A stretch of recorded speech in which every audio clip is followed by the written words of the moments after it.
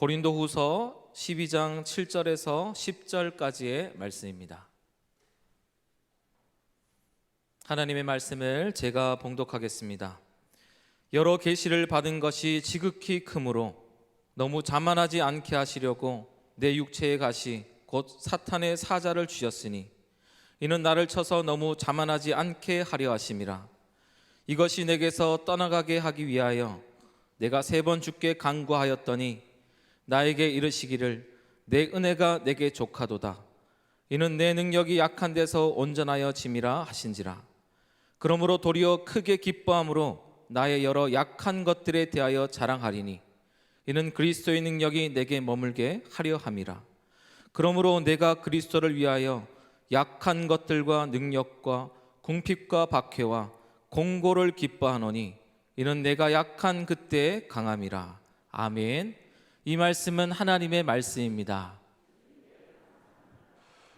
할렐루야. 우리 함께 인사하겠습니다. 함께 예배드려서 감사합니다. 잘 오셨습니다. 하나님께서 우리와 함께 하십니다. 우리 장로님 기도하신 것처럼 지난 주간에 3일 동안 경남 창원에 있는 양곡교회에서 우리 교단 107회 총회가 복음으로 사는 사람 예배자로 살기옵소서라고 하는 주제로 모였습니다. 이 총회 소식을 전하는 우리 교단의 어느 신문에 그 총회 소식을 전하는 그 타이틀이 이렇게 실렸습니다. 예천 촌놈 하나님의 은혜로 총회장이 되다. 이번에 총회장이 되신 이순창 목사님이 경상도 예천의 총구석에서 이 농부의 아들로 태어나서 그리고 특별히 이렇게 내놓을 만한 그런 것 없이 이렇게 성실하게 목회를 하다 보니까 하나님의 은혜로 우리 교단 총회장의 자리까지 올라가게 됐다라고 하는 거예요. 그런데 이 예천 촌놈 농사꾼의 아들 이렇게 하는 거는 조금 좀 비하하는 듯한 그런 표현으로 좀 무시하는 표현으로 그렇게 들리는데 이거는 기자가 그렇게 쓴 게 아니고 그 이 목사님 총회장 되신 이 목사님 스스로가 자신에 대해서 그렇게 고백을 했다는 거예요. 나는 자랑할 게 하나도 없는데 하나님의 은혜로 이렇게 우리 한국교회를 대표하는 우리 통합교단은 한국교회 장자교단이죠. 그래서 약 9,700여 개의 교회, 250만 성도를 또 69개의 노회를 대표하는 그런 탑 리더가 되게 하셨다는 것입니다. 화려한 스펙 없습니다. 그런데 오히려 세상적인 기준이나 조건이나 이런 것들로 보면 내놓을 것 없는데 어떻게 총회장이 되냐라고 하는 그것에 대해서는 하나님의 은혜라고 하는 것을 말씀하는 거잖아요.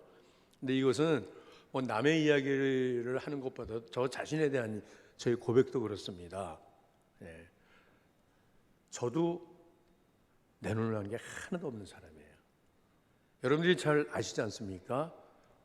저는 어릴 때부터 이 피난민 집안에서 이남에 피부치액 없이 이 땅 여기에 땅 한 평 집 한 칸 없이 혀를 다니신 저희 부모님들이 이남에 오셔가지고서 그리고서는 또 제 어머니가 34살에 그 젊은 나이에 5남매를 두고 아버님이 하룻밤새 갑자기 세상을 떠나서 이 홀어머니가 이 5남매 자녀를 키우려다 보니까 얼마나 고생스럽고 힘든지요. 그 극심한 가난 가운데서 그렇게 자랐어요. 초등학교를 졸업하고 중학교를 진학을 해야 되는데 등록금이 없어서 이제 내 인생은 이걸로 끝나는구나. 나는 이제 공장에 가야 되는구나. 얼마나 펑펑 울었는지 몰라요.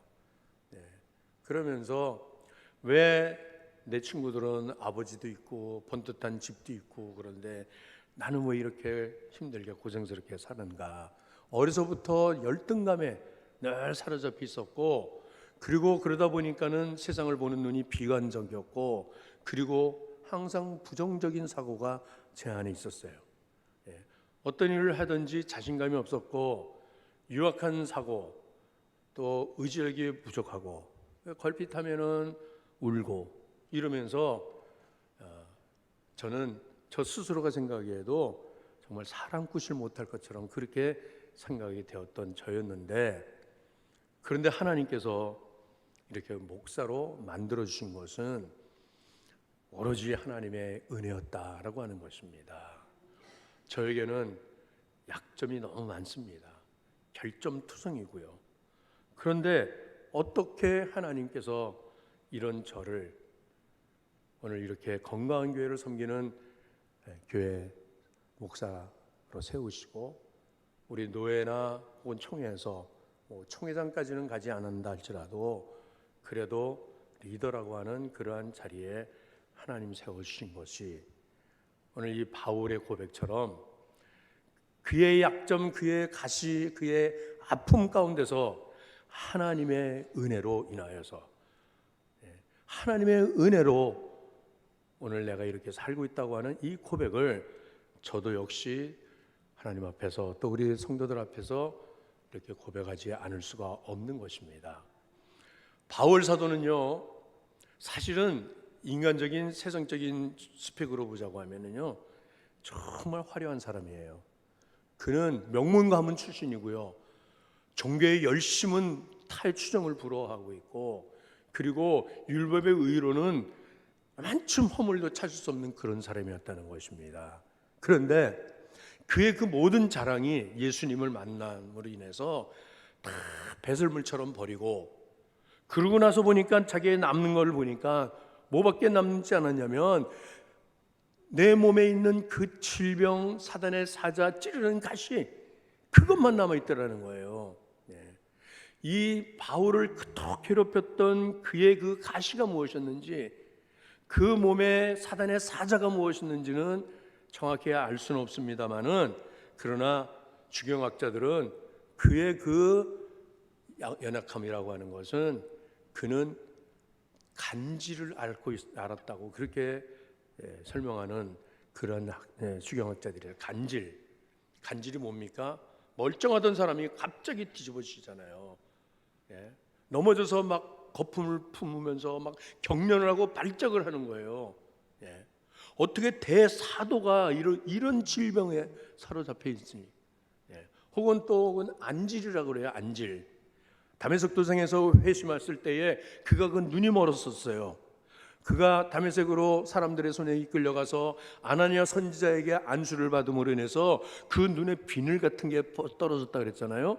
그것이 이제 평생의 어떤 그 안질로 고생을 했다는 것으로 그렇게 설명을 해요. 그래서 자고만 일어나면은 이 눈곱으로 다 덮여갖고 눈이 떠지지가 않는 거예요. 그러면은 그 눈을 뜨기 위해서 그 눈곱을 다 띄어내고, 제가 어렸을 때 한때는요, 제가 이 안지를 앓으면서 아침만 되면은 눈곱이 닥지닥지 붙어서 떨어지지가 않아요. 저는 막 울어요. 그러면 어머니가 저를 업고 병원에 달려가던 그런 기억이 나요. 평소에도 이 눈에 진물이 질질 흐르고, 여러분, 만약에 제가 이런 간질을 앓고 있다고 하면, 설교를 하다가 갑자기 뒤로 나자빠져서 막 거품을 품고 막 그런다면 여러분들 은혜가 됩니까? 목사님, 목회 그만두세요. 당장 그럴 거예요. 당장. 제가 제 눈에 눈곱이 덕지덕지 달라붙어 가지고서 사람도 잘 알아보지 못하고 그런다고 하면은, 지금 이제 노안이 오고 뭐 이러다 보니까는 사실은 저 멀리 있는 거는 이제 잘 안 보여요. 제가 어쩌든지 제 이런 이 연약함 때문에 이것이 그의 수치와 부끄러움이 되었다는 거예요. 그 어떻게든지 그걸 빨리 해결을 해야 되겠는데, 그런데 그렇게 해서 그걸 가지고 하나님 앞에 3번을 간구했다 그래서 3번이요. 여러분, 3번을 간구한다는 것은, 여러분 우리가 통성기도할 때 주여 주여 3번 부르는 주여 삼창하는 거 그거 아니에요. 아니면 하루에 3번 아침 점심 저녁 밥 먹을 때 하는 3번의 기도 그거 아니에요. 유대인들에게 있어서 한 번 기도한다라고 하는 것은, 그것은 기도의 작정을 하는 것인데 이 기도의 작정은 40일 기도라는 것입니다. 그래서 예수님도 40일 기도를 하신 거거든요. 바울도 아라비아 사막에 가서 40일 기도를 했다고 나와요. 그런데 이것이 3번 했다는 것은 3번 40일 기도를 하되 금식 기도했다는 거예요. 금식 기도. 여러분, 금식 기도 이거는 생명 걸고 하는 거예요. 한 번 하는 것도 이거는 너무너무 힘든데 3번씩이나 금식 기도를 했다. 제가 신학교 들어가서 우리 이제 신대원에서 이제 이 우리 동료들을 만났는데 저보다 한 10년 앞선 그러한 그 형님이 이제 저랑 친해지게 됐는데 그 형님이 지금 은퇴했지만은 저한테 이렇게 말합니다. 이전사, 내가 보니까 이전사는 앞으로 우리 한국교회 큰 위대한 종이 될 수 있는 것을 내가 보는데 내가 권면하는데 40일 금식기도 한번 해봐. 40일 금식기도 하면은 불 받을 거야, 능력 받을 거야. 그래서 하나님께서 크게 쓰실 거야라고 그렇게 저에게 아주 진지하게 권면을 하더라고요. 근데 제가 그 형님의 권면을 제가 받아들이지 못했어요. 왜냐하면 40일 금식기도 하다 죽으면 어떡해. 왜냐하면 그 당시에 40일 금식기도 하다가 금식기도 마치고 죽는 목사님들이 평균 1년에 한 500명씩 나왔대요. 여러분, 이거 함부로 할 수 있는 게 아니잖아요. 그런데 그렇게 40일 금식기도를 3번씩 하면서 부르짖으면서 하나님, 이 가시를 좀 빼주세요. 이 나의 약함을 고쳐주세요라고 했지만은 하나님께서 그 기도를, 그 가시를 뽑아주셨다 그랬습니까? 아니죠. 뭐라 그랬어요? 내 은혜가 너에게 족하도다라고 그렇게 하나님께서 응답을 하시더라는 거예요. 여러분, 약함이 어떻게 은혜가 됩니까? 그 사람의 약점이, 그의 실수나 단점과 결점, 이 모든 것들을 약함이라고 뭉뚱그려서 표현을 한다고 하면 그게 어떻게 은혜가 되냐 이 말이에요. 그러면 오늘 이 바울의 이 약함이란 무엇이냐? 이 약함은 그것으로 인해서 하나님 앞에 기도할 수 있게 하셨다는 것입니다. 약함의 은혜는 기도의 은혜인 것입니다. 바울 사도는 오늘 이 8절에서 이것이 내게서 떠나기 위하여 내가 3번 주께 간구하였다라고 그렇게 수레를 하고 있습니다. 여러분, 인생을 살다 보면은 누구든지 예기치 않은 복병을 만나게 되는 거예요. 불치의 질병을 앓는다거나, 가정이 파탄되거나, 사업이 망한다거나, 여러 가지 내가 원치 않는 이런 일들이 불쑥불쑥 튀어나와요. 가는 길에 마치 돌뿌리가 내 발에 걸리듯이. 그러면 여러분, 대부분의 사람들은 그 돌뿌리에 걸려 넘어지면서, 그러면서 그 돌뿌리를 원망합니다. 이 돌뿌리는 내 인생을 걸려 넘어지게 하는 걸림돌이라고 말을 하는 거예요. 그러나 그 걸림돌, 그 돌뿌리를 오히려 디디고 일어나서 한 단계 내 인생을 업그레이드 할 수 있는 그런 기회로 나아갈 수 있는 사람, 이것은 바로 그에게 있어서는 디딤돌이라고 할 수가 있는 것이죠. 여러분, 우리의 인생의 이 고난은, 이 약함은, 우리의 나의 수치와 부끄러움, 그 어떤 모든 것들은 우리는 하나님께로 나아갈 수 있는 디딤돌이 되는 줄로 믿습니다. 시편 32편 6절 말씀을 우리 함께 읽겠습니다. 자, 시작. 이로 말미암아 모든 경건한 자는 주를 만날 기회를 얻어서 주께 기도할지라. 진실로 홍수가 범람할지라도 그에게 미치지 못하리이다. 아멘. 이로 말미암아 우리 인생의 고난, 아픔, 부끄러운 수치, 누구에게도 말할 수 없고 드러낼 수 없는 그것 때문에, 이것으로 인해서 모든 경건한 자는, 하나님을 경외하는 자는 주께 기도할지라. 주님께 기도하라고 말씀하십니다. 그러면 홍수가 범람할지라도 너에게 미치지 못할 것이라. 여러분, 우리가 어떻게 기도의 사람이 됐습니까? 이 뺀질거리는 제가 어떻게 하나님 앞에 무릎을 꿇게 됐습니까? 하나님께서 고난을 통해서, 수치를 통해서, 부끄러움을 통해서, 아픔을 통해서 무릎을 꿇게 하시더라는 것입니다. 야복강에서 기도하던 야곱, 그는 모든 걸 다 가지고 내 인생 승리했다고, 성공했다고 했지만은 칼 빼들고 달려오는 그 형 에서, 그 에서를 두려움으로 야복강을 건너가지 못해요. 이제 그 강 건너가면 고향 마을이에요. 밤새 거기서 하나님 앞에 부르짖고 기도하지 않습니까? 하나님, 하나님이 이 두려움 가운데서 하나님 나를 지켜주십시오. 형의 칼날에서 나를 지켜주십시오. 주의 사자와 밤새 씨름을 했어요. 나를 축복하지 않으면 보낼 수 없습니다라고 그럴 때 그 주의 사자가 야곱의 대퇴골을 쳐서 부러지게 되고 이골을 지켰다 그랬어요. 그러고는 뭐라 그랬습니까? 네가 나를 이겼다. 이제부터 너는 이스라엘이라고 해라고. 그 다음날 해가 떠오를 때 야곱이 고향을 향하여 갈 때 그는 어떻게 했다 그랬습니까? 절룩거리며 들어갔다는 거예요. 그 절룩거리면서 들어오는 그 동생 야곱을 보는 형 에서의 마음에 치근한 마음이 든 거예요. 그는 칼을 내려놓고 달려가서 동생 야곱을 끌어안지 않습니까? 그가 그 지나간 곳을 하나님의 얼굴이라고 그렇게 그 이름을 붙였습니다. 오늘 여러분 우리 하나님 앞에서 너나 할 것 없이 부끄러운 약점 때문에 수치 때문에 그러나 하나님은 그때 내게 은혜를 주시는 줄 믿습니다. 분이엘을 하나님의 얼굴 앞에서 자랑할 게 뭐가 있겠어요?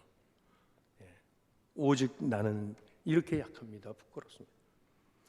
오늘 그 약함의 은혜라고 한 것은 무엇이냐면 그때가 하나님의 은혜가 넘치는 때라고 말씀하십니다. 내 은혜가 너에게 넘치다 족한다 충분하다는 것입니다. 여러분 하나님은 우리에게 각각 다 충분한 은혜를 주신 줄로 믿습니다. 여러분 우리가 약한 것을 하나님 아심에 여러분들은 어떻게 생각하세요? 하나님 우리를 만드셨을 때 완벽하게 만드셨습니까? 약한 존재로 만드셨습니까? 어떻게 생각하십니까? 하나님께서 우리 사람을 만드실 때에 흙으로 진흙으로 만드셨다 그러잖아요. 진흙을 빚어가지고. 이건 뭐예요? 우리는 육체적으로는 체질적으로는 약한 자들이라는 것입니다. 자 그렇게 해서 만든 이 야곱에게서 그가 홀로 독처하는 것이 좋지 않으므로 돕는 배필을 만드셔서 이제 하와를 만드실 때에 이 아담의 갈빗돌을 취해서 여자를 만드셨다 그랬잖아요. 그러면 진흙으로 만든 아담과 뼈로 만든 하와와 누가 더 강합니까? 누가 더 강해요? 하와가 강한 거예요. 여러분 남자보다 여자가 더 강해요. 제가 살아보니까 알겠더라고요. 어떻게 진흙 덩어리가 뼈하고 부딪히며 싸우겠다고 달려들어요. 여지없이 무너져 버려요. 진흙은요 허물어지는 거예요. 그럼 뼈는 강하냐? 뼈는 부러져요. 어차피 우리는 하나님의 영이 우리에게 함께 하시면 하나님께서 그렇게 지은 아담의 코에 생기를 불어넣으셔서 하나님의 영을 불어넣으셔서 생명이 됐다 그랬어요. 그때야 온전해진 겁니다.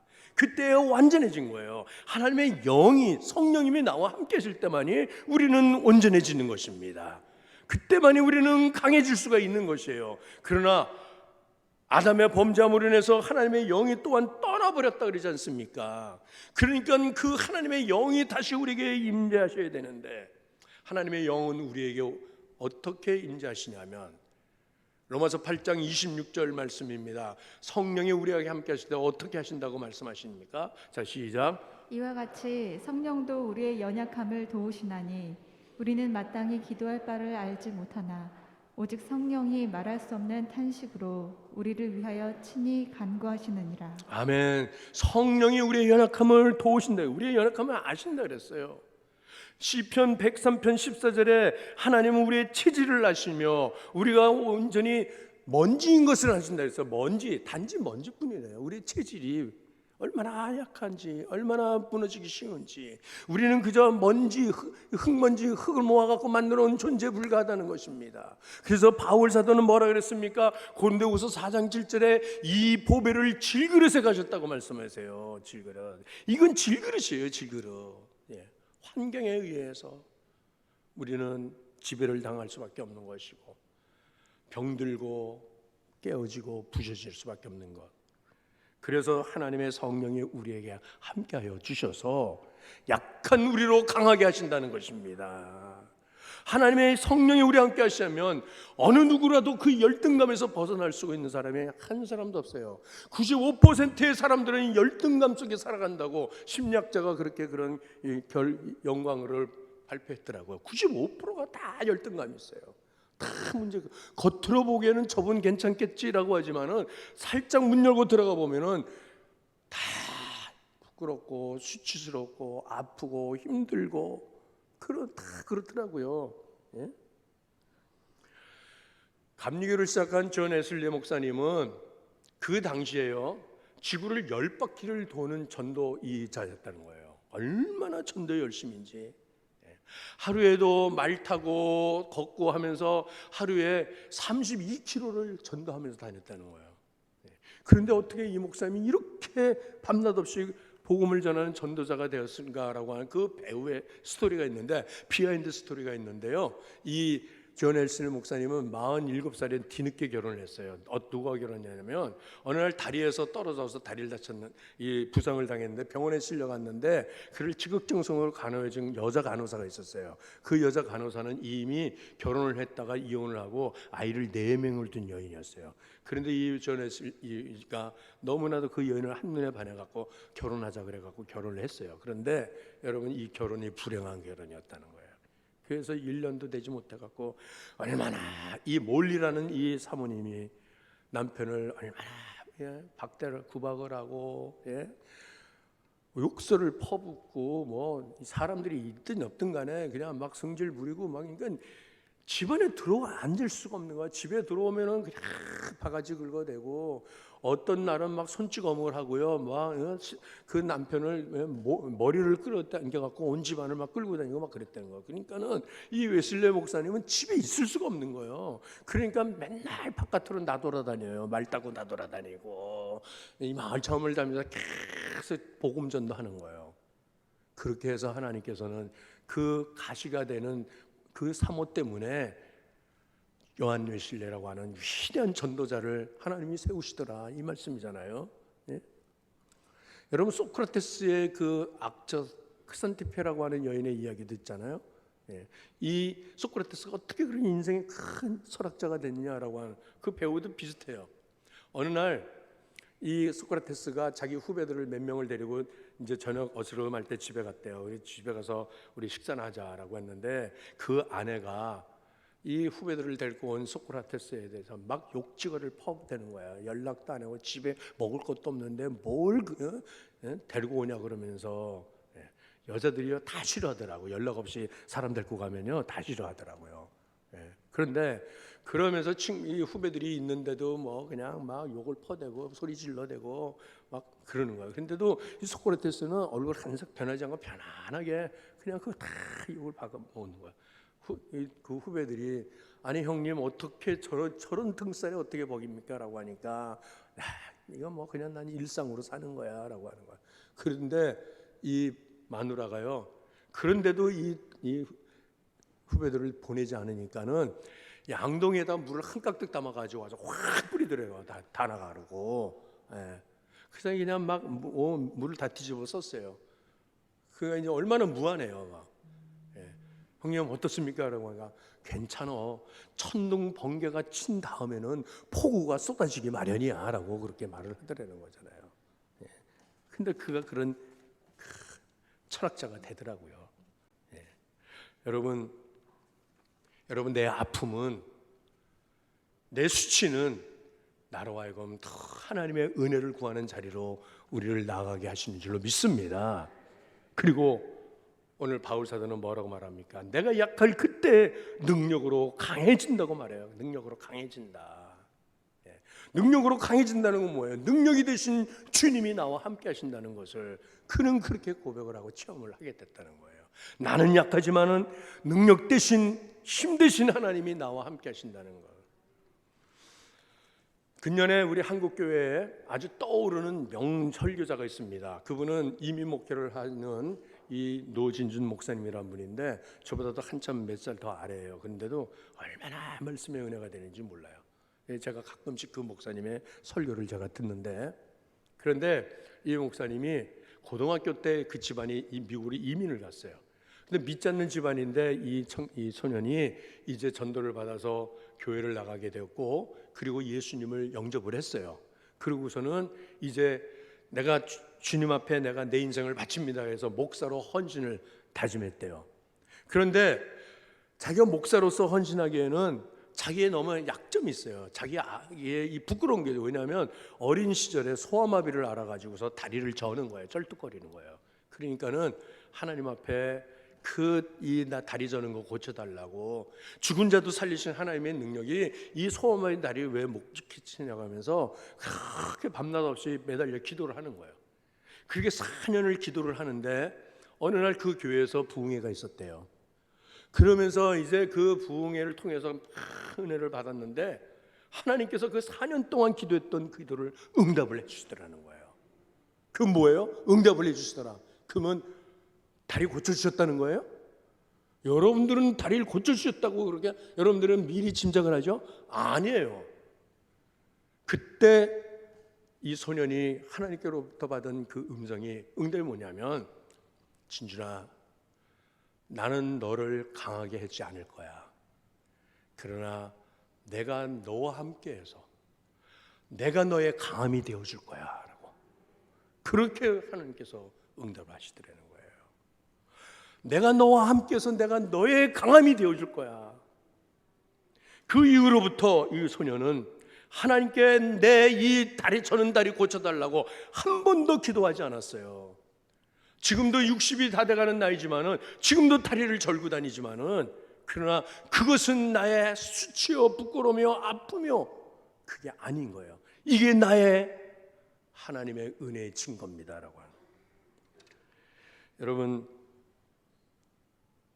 우리가 어떤 환경에 거하든지 내 삶의 조건이 무엇이든지 그것은 중요하지 않습니다. 칼 매닝거라고 하는 정신의학자는 태도는 사실보다 더 중요하다 그랬어요. 여러분, 가난한 거, 병든 거, 사람들한테 외면당하는 거, 버림당하는 거, 그 어떤 것들이라도 그거 중요하지 않습니다. 그걸 내가 어떻게 받아들이느냐. 여러분, 무엇보다도 내 모든 인생의 이 아픔을, 그것을 해결할 수 있는 그 길은 무엇이냐면 바로 우리가 이 문제를 주님의 십자가 앞으로 가지고 가야 한다는 것이에요. 내가 주님의 십자가를 직면할 때에 나의 연약함과 나의 부족함과 내 결점과 내 모든 실수와 단점, 모든 것까지 우리 주님께서는 그걸 다 담당하셔서 십자가에서 다 해결해 주시는 줄로 믿습니다. 저는 군대 생활할 때까지는 저는 인생을 비관했었습니다. 군대에서도 걸핏하면 탈영을 할까 아니면 극단적 선택을 해서 내 인생 끝날까 했었어요. 그렇지만은 그곳에서 주님의 십자가를 제가 대면, 주의 십자가를 다시 제 앞에 만나게 됐을 때에 내가 너의 모든 허물을 인해서, 너의 모든 아픔을 인해서, 너의 모든 그 결점, 그 부족한 모든 것들 때문에 내가 십자가를 지었노라고 주님 말씀하시는 그 말씀을 듣게 될 때에, 그럴 때 그 십자가 앞에서 내 인생의 모든 문제가 바뀌어지더라는 것이에요. 여러분, 십자가는 거룩한 거래가 이루어지는 곳입니다. 나의 수치가 하나님의 자랑으로 바뀌어지는 것이에요. 나의 아픔이 하나님의 능력으로 바뀌어지는 것이에요. 우리 주님은 우리를 치료하시는 분이십니다. 그가 채찍에 맞음으로 인해서 너희가 나음을 얻었느니라. 오늘도 여러분, 여전한 우리에게 아픔이 있습니다. 아직까지도 해결되지 않는 이 고통 때문에, 이 부끄러움 때문에 여러분 낙심하십니까? 절망하십니까? 여러분, 그것 때문에 계속 우리는 주님의 십자가 앞으로 나올 수가 있는 것이죠. 그것 때문에 우리는 주님께 기도할 수 있는 것이죠. 기도할 수 있다고 하는 것이 얼마나 큰 은혜입니까? 하나님, 내 기도에 귀를 기울이고 계시다는 거, 나로 하여금 기도의 사람 만들어 주셨다는 거, 그리고 나로 하여금 성령의 능력으로 연약한 나를 성령께서 불쌍히 해주셔서 감히 내가 구할지 못하는 것까지도 우리 하나님 나에게 주시는, 채우시는 좋으신 하나님이신 것을, 그리고 오늘도 주님의 십자가 붙들고 십자가 앞에서 든든히 세움을 받을 수 있는 저와 여러분이 되게 하실 줄로 믿습니다. 우리 주님의 부요하심이 우리에게 넘치는 줄로 믿습니다. 고린도후서 8장 9절에 우리 주 예수 그리스도의 은혜를 너희가 알거니와 부요하신 자로서 너희를 위하여 가난하게 되심은 그의 가난함으로 말미암아 너희를 부요하게 하려 하심이라. 여러분, 내 주머니에 든 거 없어도요, 내가 좋은 집에 살지 않는다 할지라도, 내 몸에 약함과 아픔이 있다 할지라도, 둘러보아서 내 자식들 때문에, 내 남편 때문에, 우리 가정 때문에 이러한 이 남에게 말할 수 없는 이 부끄러움이 있다 할지라도, 여러분, 그것은 큰 문제가 되지 않습니다. 여러분, 우리 주님의 그 부유하심이, 그 은혜의 넘치심이 오늘도 우리와 함께 하시는 줄로 믿습니다. 사랑하는 우리 진강의 가정 여러분, 주눅들지 마세요. 어깨를 늘어뜨리지 마세요. 내가 너와 함께 한다고 하는 말씀, 너는 나의 자랑이야, 너는 나의 기쁨이야, 내가 너로 인하여 그 기쁨을 이기지 못한다고 하시는 그 우리 하나님, 그 하나님이 날 사랑하십니다. 나를 가장 귀히 여기십니다. 세상에 그 누구보다도 나는 너를 사랑한다고. 오늘도 사랑하는 우리 진강의 가정 여러분, 사람들이 외면하고 손가락질하고 사람들이 나를 멸시 천대하는 것 같을지라도 하나님 나를 높여주신다고 하면, 가정교육도 제대로 받지 못했고요, 저는 애비 없는 자식이라고 하는 손가락질도 받았고요, 저는 먹을 게 없어서 저는 개에게 주는 그 개밥통에 있는 그곳에서 고기가 붙어있는 그 살덩어리 그거를 주워서 먹고 그러면서 자랐어요. 그러나 하나님 나를 후대해 주셔서, 하나님 나를 고쳐주셔서, 그래서 오늘 하나님 앞에 복음 전도자로 이렇게 세워주셨습니다. 좋으신 우리 하나님 아버지십니다. 우리 하나님 아버지, 한 번도 나를 실망시킨 적 없으시고, 비록 연단은 있었고 비록 시련은 있었지만은, 비록 아픔은 있었지만은, 그러나 그 가운데서 내 은혜가 너에게 족하도다라고 하는 그 주님의 그 위로하심이 오늘 우리 모두에게 함께 하실 줄로 믿습니다. 우리 진광에 사랑하는 가족 여러분, 아름다운 교회, 건강한 교회를 함께 섬기게 된 것이 얼마나 큰 은혜인 것입니까? 오늘 하나님의 은혜 감사하여서, 하나님, 내가 끝까지 주님 붙들고 주님 놓지 않고 가겠습니다. 오늘 이 말씀에 우리가 응답하며 함께 기도하겠습니다.